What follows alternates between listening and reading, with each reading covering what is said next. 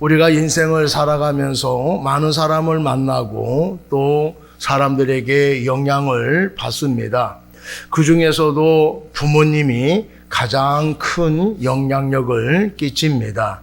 부모님은 나의 첫 스승이고 인생의 방향을 제시해 주시는 분이기도 합니다. 부모님은 내가 성장하는 데 있어서 많은 도움을 주시고 희생을 하신 분이기도 합니다.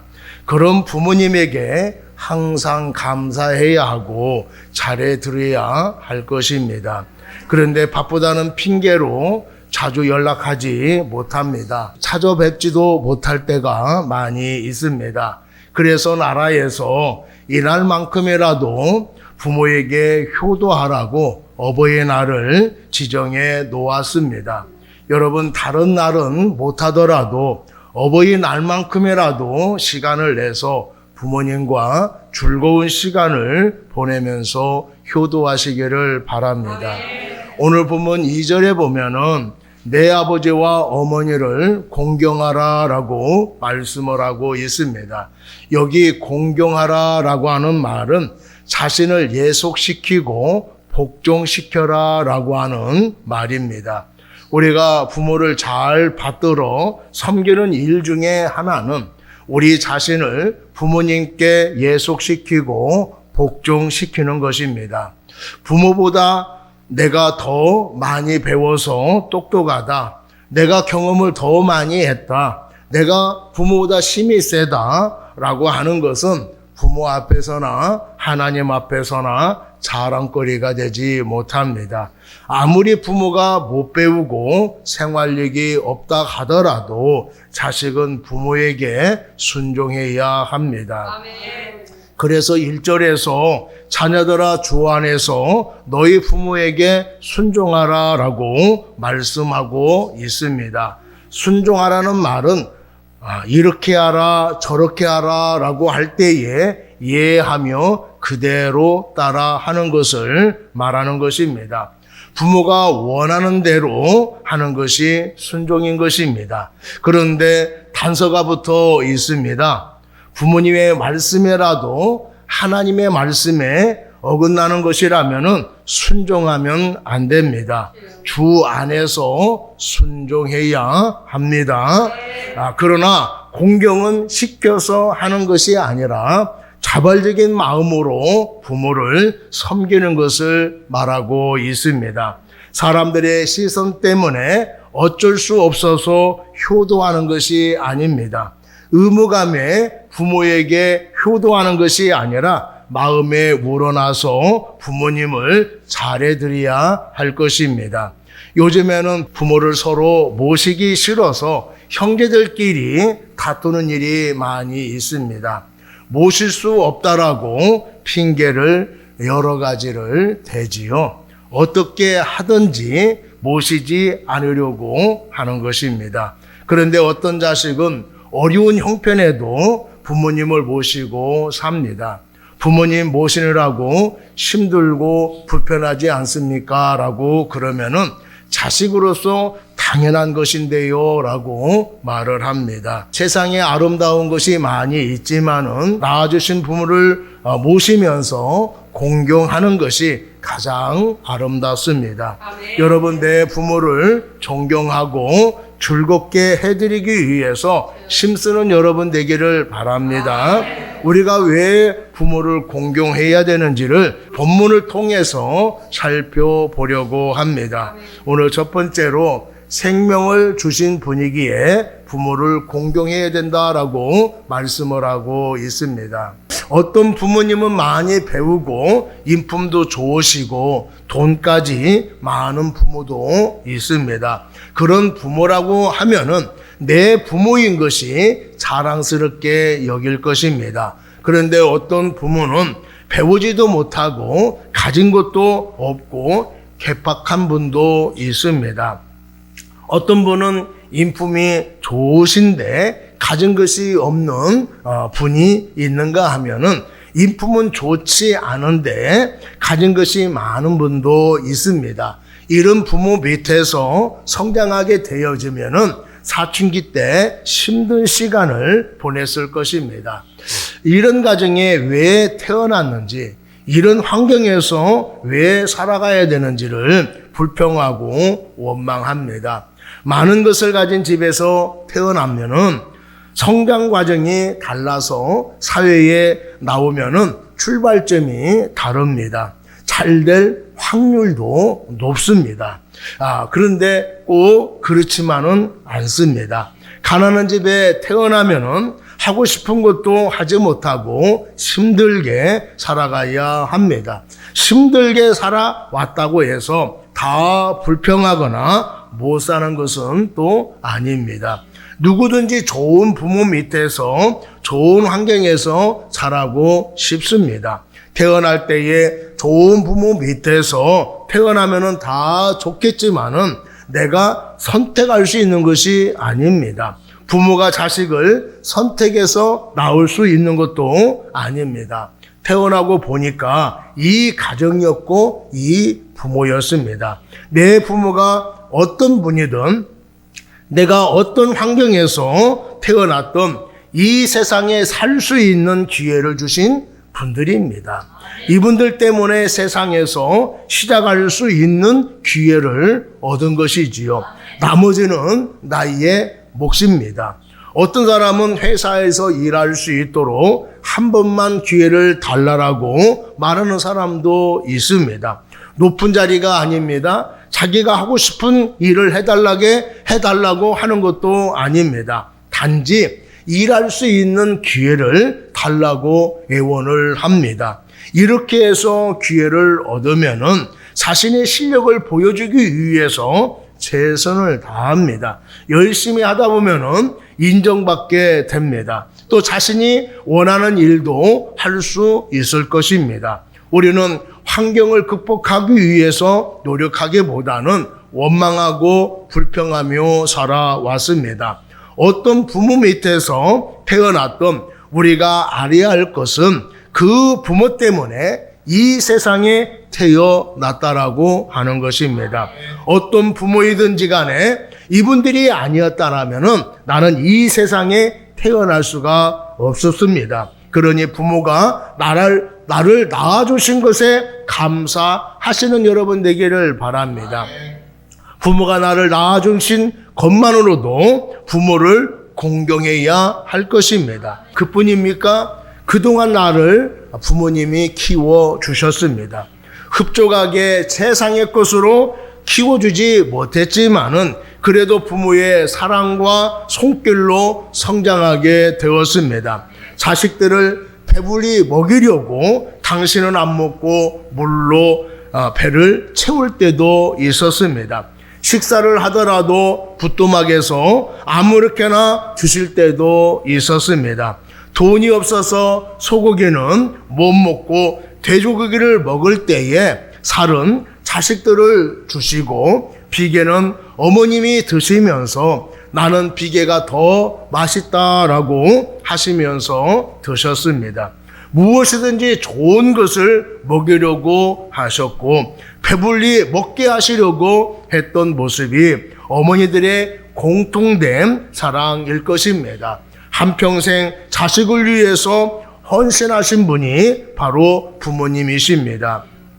자식을 사랑하지 않는 부모가 어디에 있겠습니까?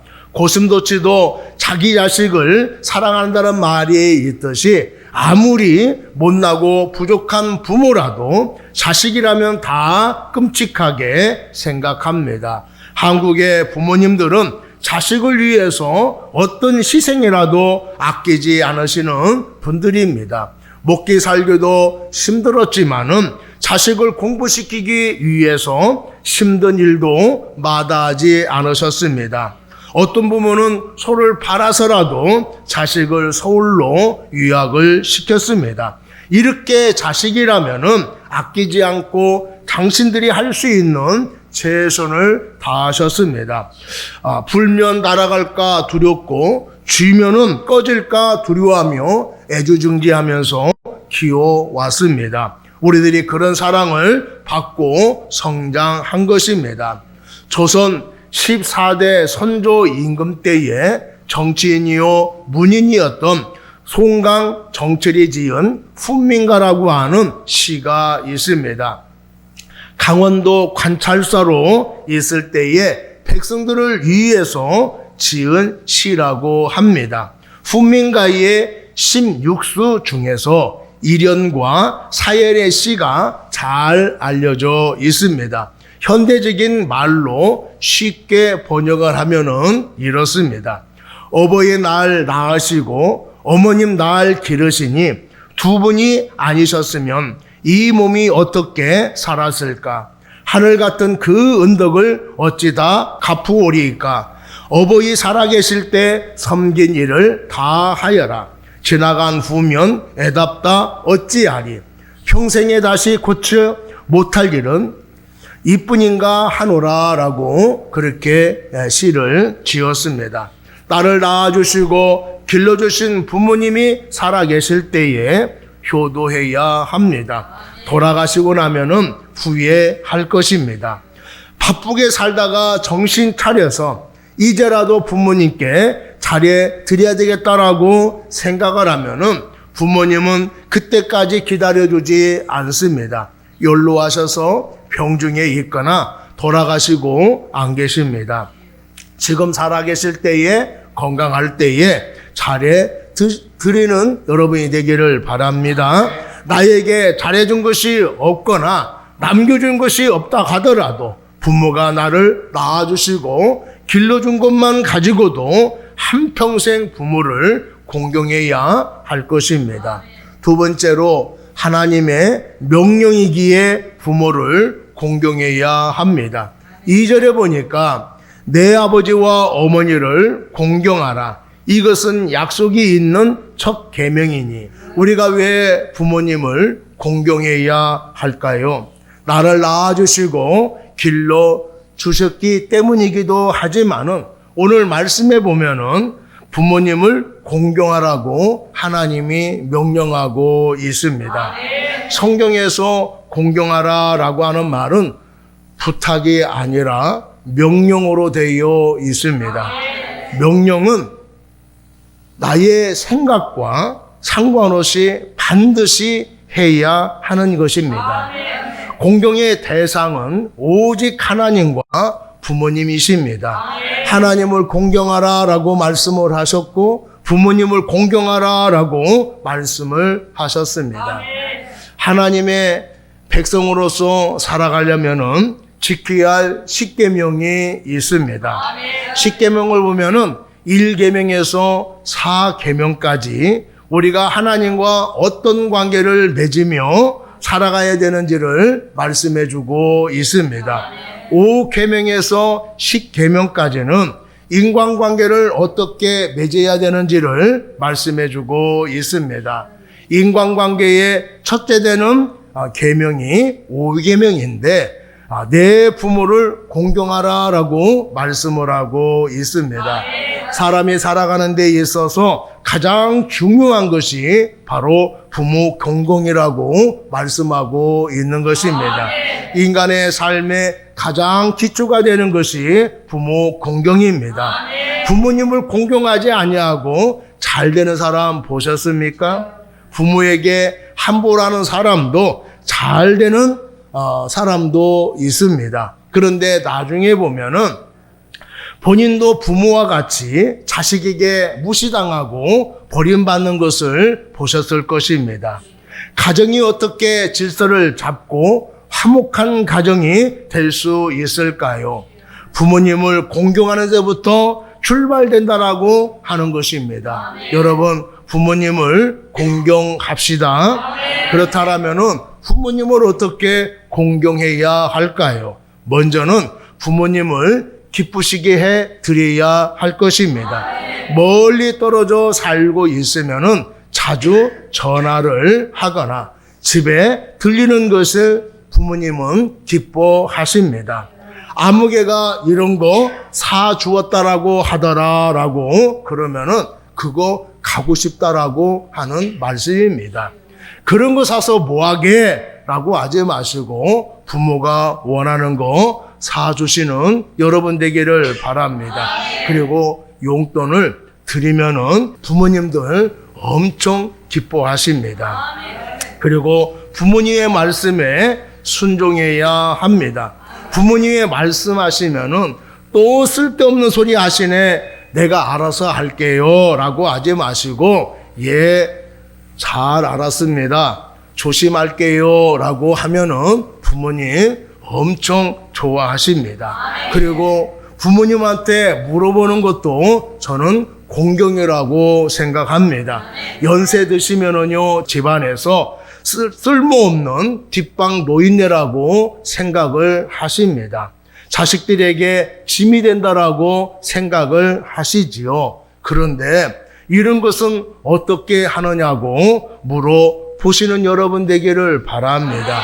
몰라서 물어보는 게 아니에요. 잘 알고 있음에도 불구하고 부모님에게 물어보는 것입니다. 물어보시면은요, 너는 나이가 몇인데 아직까지도 이런 것을 모르느냐라고 하시면서 가르쳐 주십니다.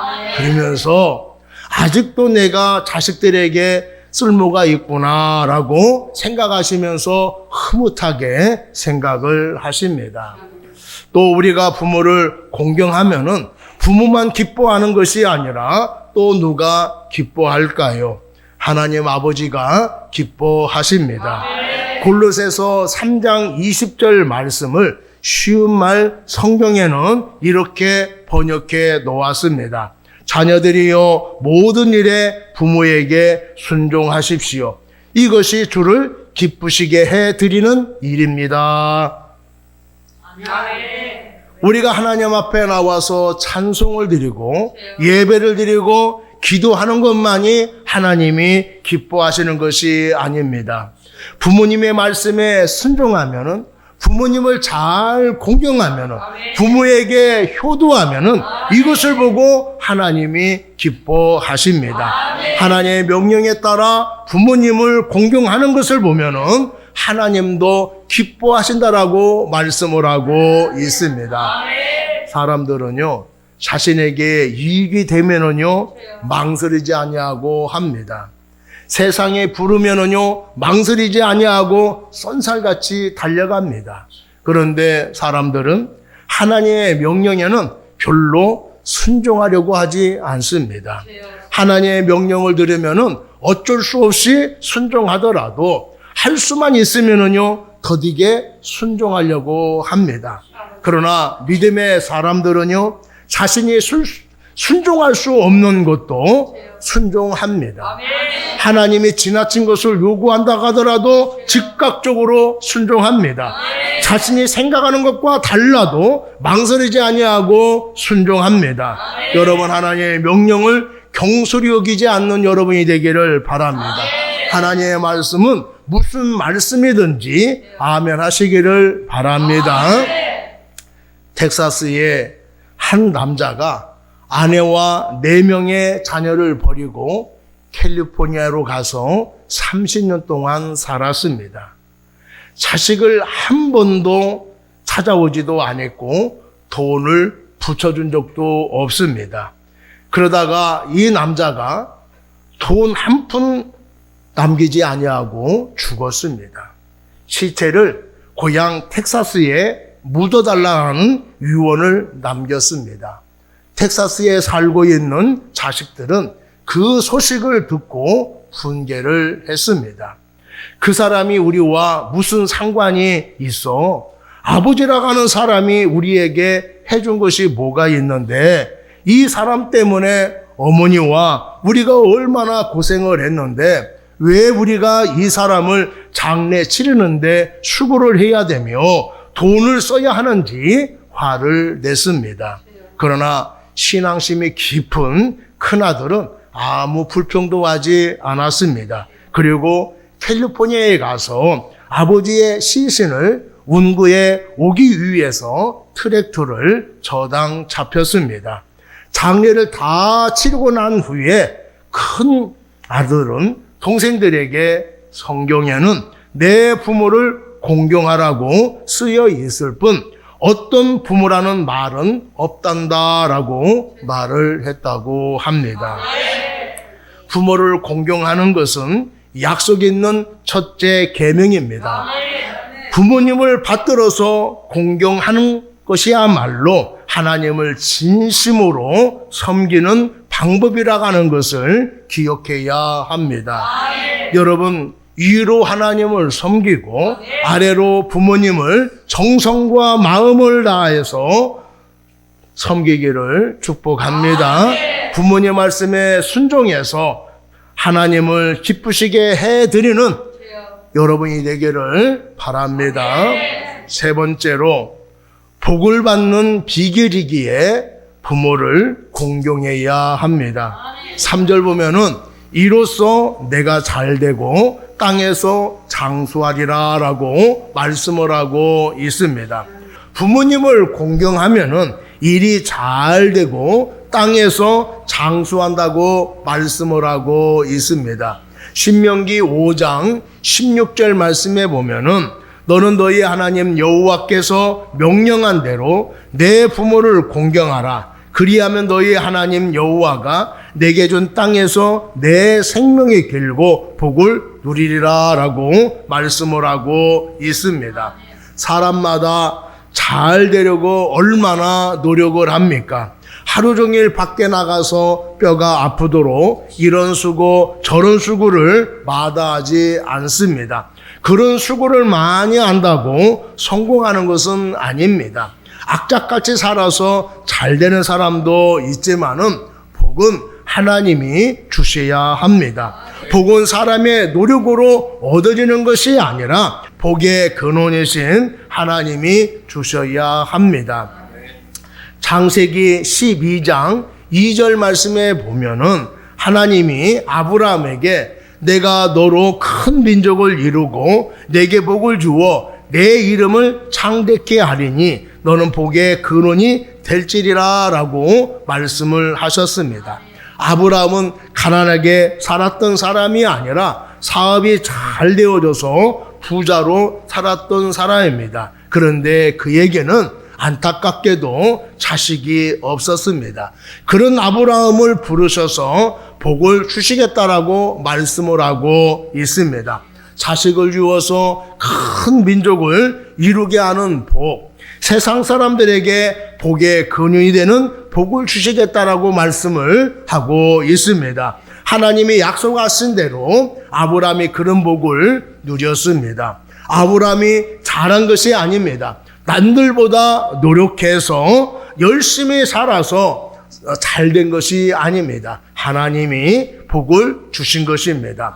여러분들 모두 하나님께로부터 복을 받아 누리시는 여러분이 되기를 바랍니다. 우리는 하나님께 복을 받을 만한 자격을 가지고 있는 사람들입니다. 왜냐하면 우리는 하나님께 선택받은 사람들입니다. 왜 나를 선택을 하셨을까요? 하나님께서 예수를 통하여서 구원하시려고 부르신 것입니다. 그리고 믿는 사람들이 얼마나 복되게 사는가를 보여주시기 위해서 나를 선택하신 것입니다. 그렇기 때문에 우리가 복된 자가 되어야 할 것입니다. 그래야 하나님의 영광이 나타날 수가 있습니다. 다른 사람에게 이익을 줄 수가 있습니다. 예수 믿으면서 어떻게 저렇게 못 살까? 저 사람은 하는 것마다 왜 안 되는지 몰라. 그런 말 들으면은 하나님께 영광이 되겠습니까? 예수를 믿는데 하는 일마다 안 된다라고 하면은 누가 예수를 믿겠습니까? 예수 믿으니까 잘 되는구나. 나를 통해서 보여주시려고 나를 선택하여 주신 것입니다. 우리가 부모를 잘 공경하고 하나님의 뜻대로 살면은 여러분들이 어떤 어려움 중에서도 하나님께서 도와주십니다. 하나님께 형통의 길로 열어주실 줄로 믿습니다. 하나님은 이렇게 하나님의 백성들에게 효를 강조하면서 부모를 공경하라고 명령하고 있습니다. 그런데 세상 사람들은 기독교가 불의의 종교인 것처럼 그렇게 생각을 하고 있습니다. 왜 그렇게 생각을 할까요? 제사를 안 드리기 때문에 그렇습니다. 어떤 사람은 부모님 살아계실 때에는 속만 썩이다가 돌아가신 후에 제사를 드린다라고 살아생전에 좋아하신 것들을 사서 제사상을 차립니다. 살아계실 때는 찾아오지 않았는데 제삿날은 빠짐없이 찾아오지요. 웃기는 일 아닙니까? 노나라 사상가 정자는 말하기를 부모가 돌아가신 후에 황소를 잡아 드림이 살아계실 때 닭 한 마리 잡아드린 것만 하겠느냐라고 그렇게 말을 했습니다. 부모님 살아계실 때에 차려드려야 할 것입니다. 돌아가시고 난 뒤에 명당에 매장하면은 무슨 소용이 있겠어요? 춥다고 좋은 때를 입힙니다. 제사 때가 돌아오면은 평소에 좋아하시는 음식을 푸짐하게 차려 놓습니다. 돌아가신 후에 아무리 잘해도 소용이 없는 것입니다. 살아계실 때에 좋은 곳에 살게 해드려야 되고 춥지 않도록 불편함이 없도록 신경을 써야 할 것입니다. 매일 맛있는 음식은 못 해드려도 1년에 몇 번은 사드려야 할 것입니다. 본인 자식들을 위해서는 돈 쓰는 것은요 아깝지 않게 생각하면서 부모에게 돈 쓰는 것은요 얼마나 아까워하는지 모릅니다. 여러분 살아계실 때에 부모님에게 잘해드리기를 바랍니다. 사람은 죽으면은 천국 아니면은요 지옥에 갑니다.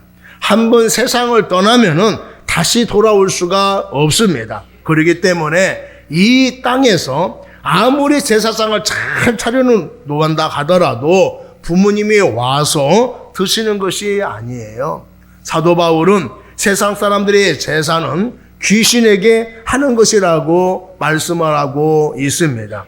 기독교인들은 그것을 알기 때문에 제사를 드리지 않는 것입니다. 부모를 공경하지 않아서가 아닙니다. 돌아가시고 난 뒤에 잘하려고 하지 마시고 살아계실 때에 잘할 수 있는 우리 모두가 되기를 바랍니다. 여러분 부모님이 살아계실 때에 하나님의 말씀에 따라 공경하며 살아가기를 축복합니다. 부모님을 공경하는 것이 자식된 도리이지만은 하나님의 축복을 받는 길이기도 하다라고 하나님께서 말씀을 하여 주셨습니다. 미국의 철강왕 카네기는 원래 영국 사람이었다고 합니다.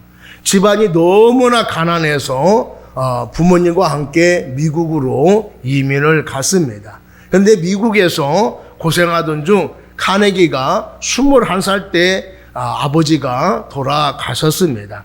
그래서 카네기는 혼자 사는 어머니께 효도하기 위해서 결혼하지 않기로 결심했다고 합니다.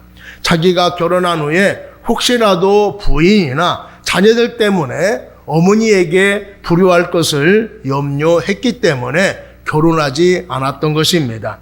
그런 어머니를 잘 모셨고 어머니가 돌아가신 뒤에 52살 때에 그때에 결혼을 했다고 합니다. 하나님이 그에게 축복해 주셔서 미국인들이 부러워하는 엄청난 부자가 되었습니다. 세계적으로 축복받고 장수한 사람들을 보면은 대개 부모에게 효도하며 하나님의 축복을 받은 사람들이 많이 있습니다. 성경에 나오는 부자들을 한번 여러분 연구해 보십시오. 그러면은 특징이 두 가지가 있어요. 하나는 거의 다 신앙이 좋았다라고 하는 것과 또 하나는 부모님을 공경한 사람들이었습니다. 우리가 복을 받기 위해서 부모님에게 효도하는 것은 아니지만은 하나님은 부모에게 효도할 때에 그냥 지나치지 아니하고 복을 주시겠다라고 약속을 하셨습니다. 장수의 복을 주시고 형통의 복을 주시겠다라고 약속을 하셨습니다. 여러분 모두 부모님을 공경해서 하나님의 예비해 놓으신 복을 누려가시기를 바랍니다.